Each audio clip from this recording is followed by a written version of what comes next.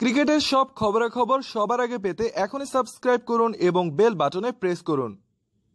আগামী 28শে ফেব্রুয়ারি নিউজিল্যান্ডের বিপক্ষে 3 ম্যাচ টেস্ট সিরিজের প্রথম ম্যাচে মাঠে নামবে বাংলাদেশ দল। বাংলাদেশ সময় ম্যাচটি শুরু হবে ভোর 4টায়। আসন্ন এই টেস্ট সিরিজে ভালো করতে পারলে টেস্ট র্যাঙ্কিংয়ে উপরে ওঠার সুযোগ রয়েছে বাংলাদেশ দলের। বাংলাদেশ যদি নিউজিল্যান্ডকে হারিয়ে সিরিজ জিততে পারে তাহলে র্যাঙ্কিংয়ে নবম স্থান থেকে এক ধাপ এগিয়ে অষ্টম স্থানে উঠে আসবে। সিরিজ ড্র করতে পারলে র্যাঙ্কিংয়ে উন্নতি না হলেও 5 রেটিং পয়েন্ট বাড়বে বাংলাদেশ দলের।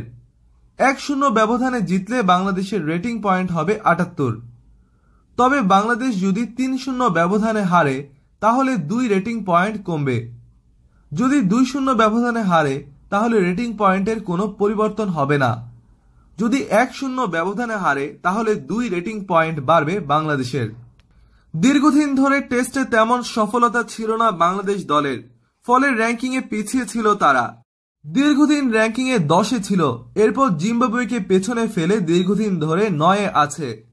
এবার জয়ের মাধ্যমে টেস্ট র্যাঙ্কিংয়ে অষ্টম স্থানে উঠতে পারলে এটি হবে বাংলাদেশের টেস্ট র্যাঙ্কিংয়ে সবচেয়ে বড় সাফল্য।